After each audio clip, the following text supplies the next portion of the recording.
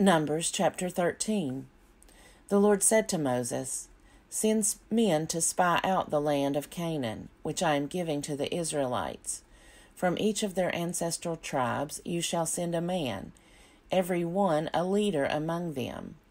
So Moses sent them from the wilderness of Paran according to the command of the Lord, all of them leading men among the Israelites. These were their names. From the tribe of Reuben, Shammua, son of Zakur. From the tribe of Simeon, Shaphat, son of Hori.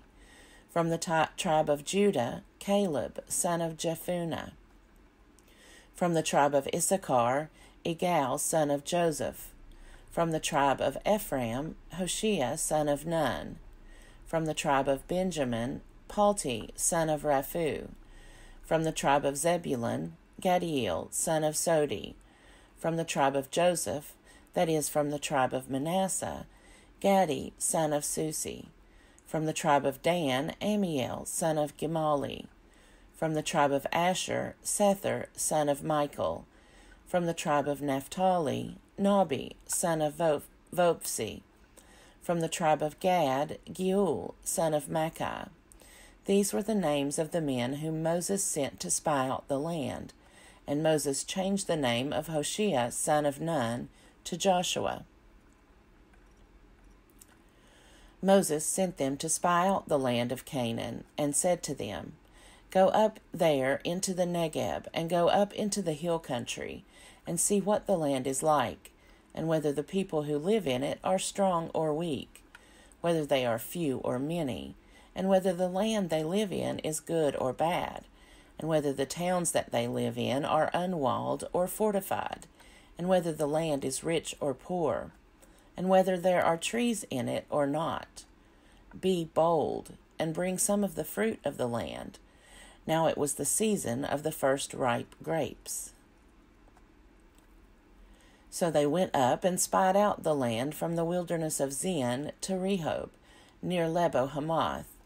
They went up into the Negeb and came to Hebron, and Ahaman, Shishai, and Talmai, the Anakites, were there.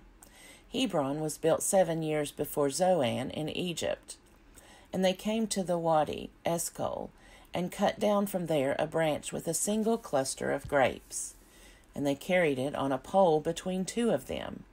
They also brought some pomegranates and figs. That place was called the Wadi Eshcol, because of the cluster that the Israelites cut down from there. At the end of 40 days, they returned from spying out the land, and they came to Moses and Aaron and to all the congregation of the Israelites in the wilderness of Paran at Kadesh. They brought back word to them and to all the congregation, and showed them the fruit of the land. And they told him, "We came to the land to which you sent us. It flows with milk and honey, and this is its fruit. Yet the people who live in the land are strong, and the towns are fortified and very large. And besides, we saw the descendants of Anak there. The Amalekites live in the land of the Negeb. The Hittites, the Jebusites, and the Amorites live in the hill country. And the Canaanites live by the sea and along the Jordan." But Caleb quieted the people before Moses and said, "Let us go up at once and occupy it, for we are well able to overcome it."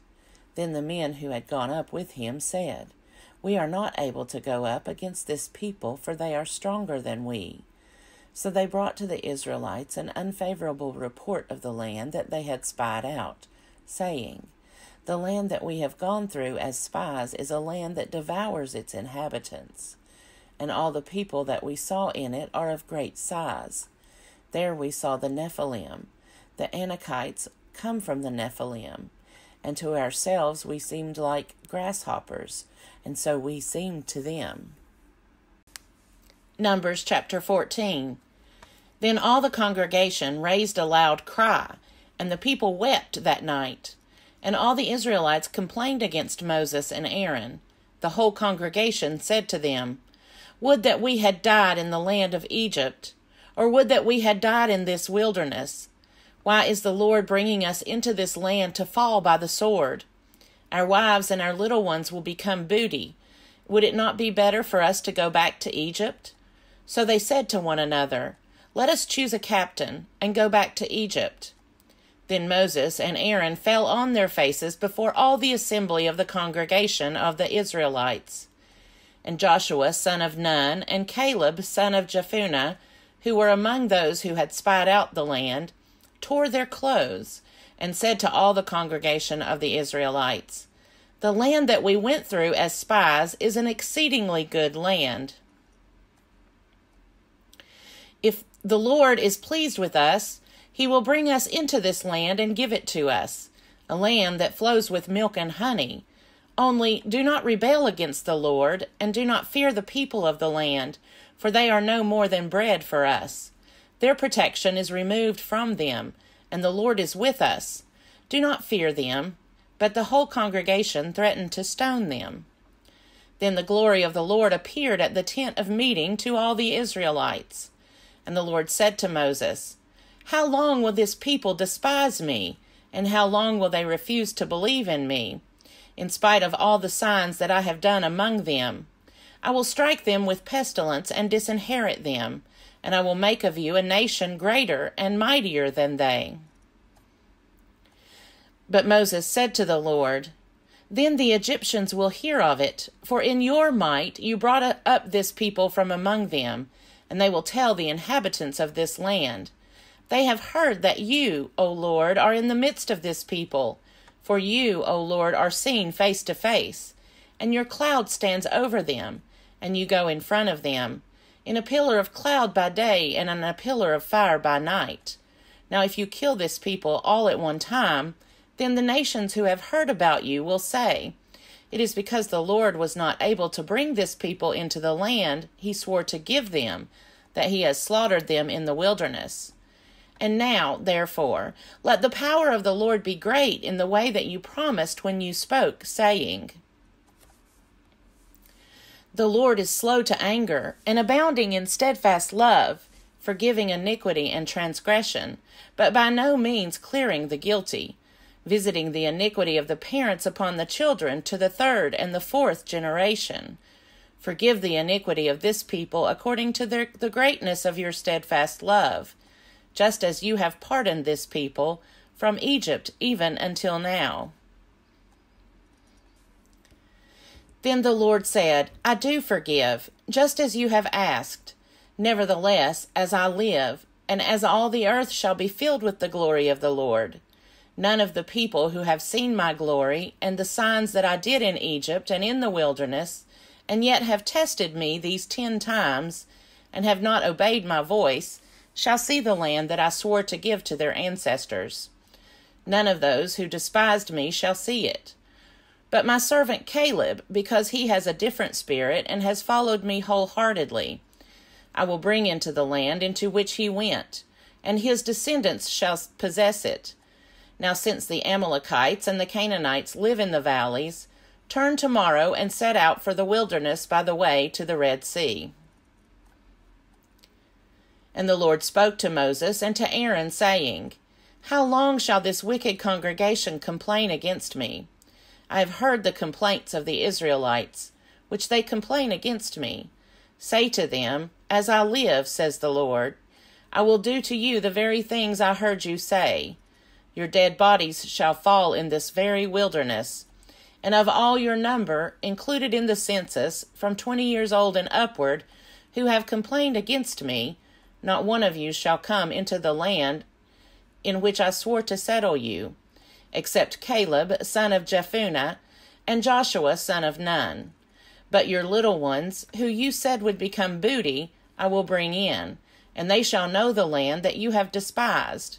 But as for you, your dead bodies shall fall in this wilderness, and your children shall be shepherds in the wilderness for 40 years, and shall suffer for your faithlessness, until the last of your dead bodies lies in the wilderness. According to the number of the days in which you spied out the land, 40 days, for every day a year, you shall bear your iniquity, 40 years, and you shall know my displeasure. I, the Lord, have spoken. Surely I will do thus to all this wicked congregation gathered together against me. In this wilderness they shall come to a full end, and there they shall die. And the men whom Moses sent to spy out the land, who returned and made all the congregation complain against him, by bringing a bad report about the land, the men who brought an unfavorable report about the land died by a plague before the Lord. But Joshua, son of Nun, and Caleb, son of Jephunneh, alone remained alive, of those men who went to spy out the land. When Moses told these words to all the Israelites, the people mourned greatly. They rose early in the morning and went up to the heights of the hill country, saying, Here we are. We will go up to the place that the Lord has promised, for we have sinned. But Moses said, Why do you continue to transgress the command of the Lord? That will not succeed. Do not go up, for the Lord is not with you. Do not let yourselves be struck down before your enemies. For the Amalekites and the Canaanites will confront you there, and you shall fall by the sword, because you have turned back from following the Lord. The Lord will not be with you. But they presumed to go up to the heights of the hill country, even though the ark of the covenant of the Lord and Moses had not left the camp. Then the Amalekites and the Canaanites who lived in that hill country came down and defeated them, pursuing them as far as Hormah. Numbers chapter 15. The Lord spoke to Moses, saying, Speak to the Israelites and say to them, When you come into the land you are to inhabit, which I am giving you, and you make an offering by fire to the Lord from the herd or from the flock, whether a burnt offering or a sacrifice, to fulfill a vow, or as a free will offering, or at your appointed festivals, to make a pleasing odor for the Lord, then whoever presents such an offering to the Lord shall present also a grain offering, 1/10 of an ephah of choice flour, mixed with 1/4 of a hin of oil. Moreover, you shall offer 1/4 of a hin of wine as a drink offering with the burnt offering or the sacrifice for each lamb. For a ram you shall offer a grain offering, 2/10 of an ephah of choice flour mixed with 1/3 of a hin of oil. And as a drink offering you shall offer 1/3 of a hin of wine, a pleasing odor to the Lord. When you offer a bull as a burnt offering or a sacrifice, to fulfill a vow, or as an offering of well-being to the Lord, then you shall present with the bull a grain offering, 3/10 of an ephah of choice flour, mixed with 1/2 a hin of oil. And you shall present as a drink offering 1/2 a hin of wine, as an offering by fire, a pleasing odor to the Lord. Thus it shall be done for each ox or ram, or for each of the male lambs or the kids. According to the number that you offer, so you shall do with each and every one. Every native Israelite shall do these things in this way, in presenting an offering by fire, a pleasing odor to the Lord. An alien who lives with you, or who takes up permanent residence among you, and wishes to offer an offering by fire, a pleasing odor to the Lord, shall do as you do. As for the assembly, there shall be for both you and the resident alien a single statute, a perpetual statute throughout your generations. You and the alien shall be alike before the Lord. You and the alien who resides with you shall have the same law and the same ordinance. The Lord spoke to Moses, saying, Speak to the Israelites and say to them, After you come into the land to which I am bringing you, whenever you eat of the bread of the land, you shall present a donation to the Lord. From your first batch of dough you shall present a loaf as a donation. You shall present it just as you present a donation from the threshing floor. Throughout your generations you shall give to the Lord a donation from the first of your batch of dough. But if you unintentionally fail to observe all these commandments that the Lord has spoken to Moses, everything that the Lord has commanded you by Moses, from the day the Lord gave commandment and thereafter, throughout your generations, then if it was done unintentionally, without the knowledge of the congregation, the whole congregation shall offer 1 young bull for a burnt offering, a pleasing odor to the Lord, together with its grain offering and its drink offering, according to the ordinance, and 1 male goat for a sin offering. The priest shall make atonement for all the congregation of the Israelites, and they shall be forgiven. It was unintentional. And they have brought their offering, an offering by fire to the Lord, and their sin offering before the Lord for their error. All the congregation of the Israelites shall be forgiven, as well as the aliens residing among them, because the whole people was involved in the error. An individual who sins unintentionally shall present a female goat a year old for a sin offering, and the priest shall make atonement before the Lord for the one who commits an error, when it is unintentional, to make atonement for the person, who then shall be forgiven.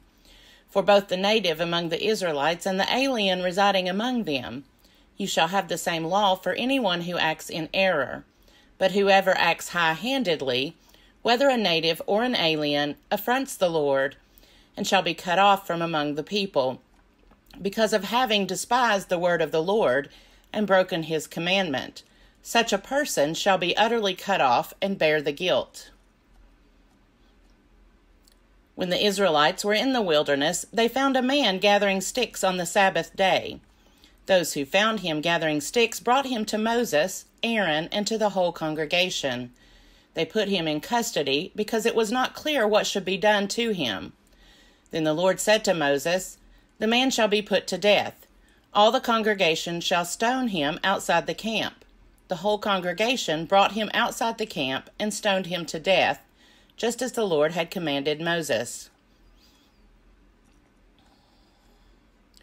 The Lord said to Moses, "Speak to the Israelites and tell them to make fringes on the corners of their garments throughout their generations, and to put a blue cord on the fringe at each corner. You have the fringe so that, when you see it, you will remember all the commandments of the Lord and do them, and not follow the lust of your own heart and your own eyes. So you shall remember and do all my commandments, and you shall be holy to your God. I am the Lord your God, who brought you out of the land of Egypt, to be your God. I am the Lord your God." Numbers chapter 16. Now Korah, son of Izhar, son of Kohath, son of Levi, along with Dathan and Abiram, sons of Eliab, and On, son of Peleth, descendants of Reuben, took 250 Israelites men, leaders of the congregation, chosen from the assembly, well-known men, and they confronted Moses. They assembled against Moses and against Aaron, and said to them, "You have gone too far. All the congregation are holy, every one of them, and the Lord is among them. So why then do you exalt yourselves above the assembly of the Lord?" When Moses heard it, he fell on his face.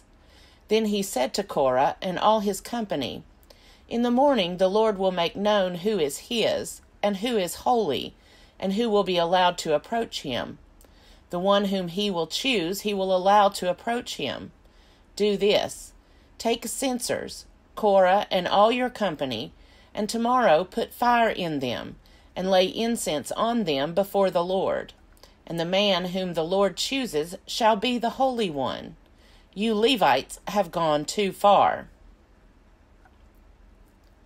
Then Moses said to Korah, "Hear now, you Levites.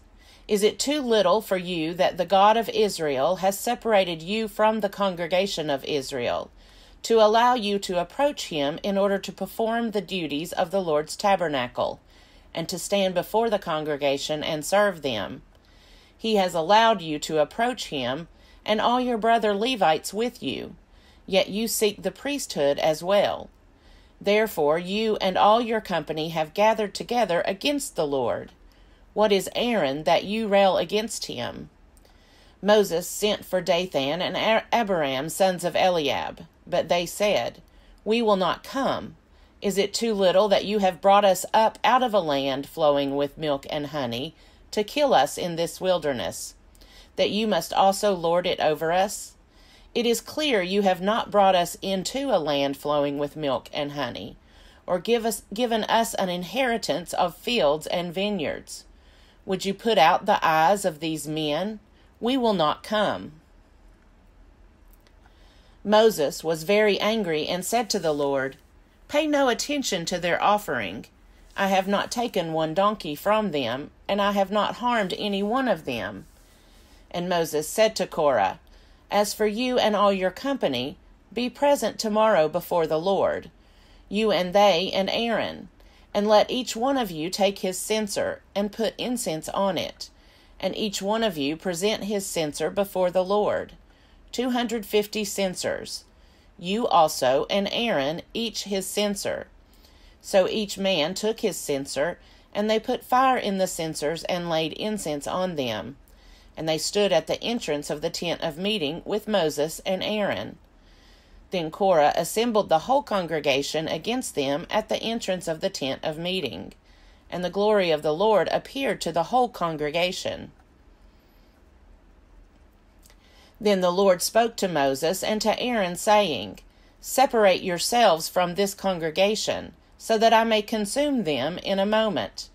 They fell on their faces and said, "O God, the God of the spirits of all flesh, shall one person sin, and you become angry with the whole congregation?" And the Lord spoke to Moses, saying, "Say to the congregation, Get away from the dwellings of Korah, Dathan, and Abiram." So Moses got up and went to Dathan and Abiram. The elders of Israel followed him.